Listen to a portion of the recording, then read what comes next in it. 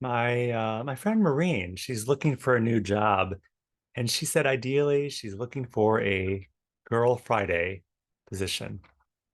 I told her, not to use that term because in today's world it could be perceived as racist.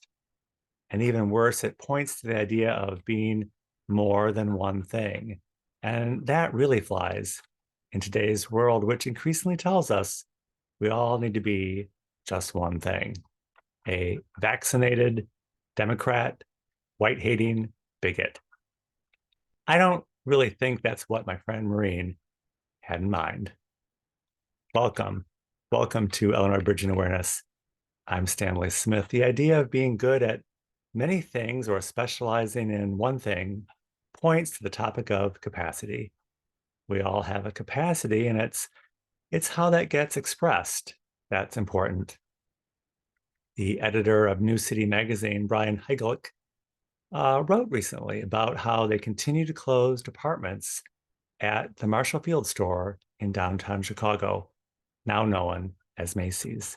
He said we used to go to a place that had everything, even though we seldom had a need for that one particular one thing. If we needed it, we knew we could go there.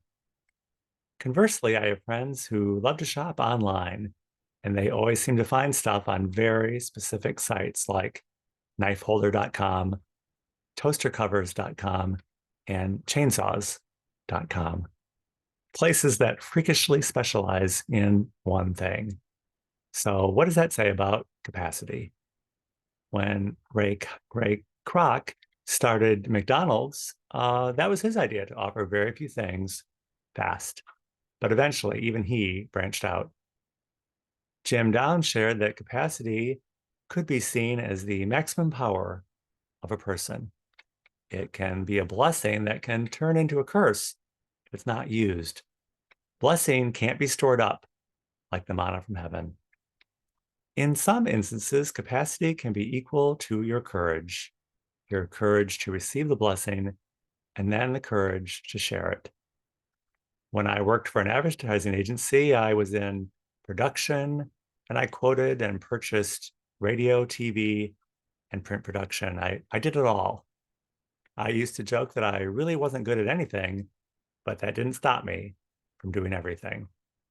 I was valued for many, many things, but I did experience that I was always in danger of doing one thing wrong. And when that happened, it seemed like all the credit for doing everything else good kind of went out the window.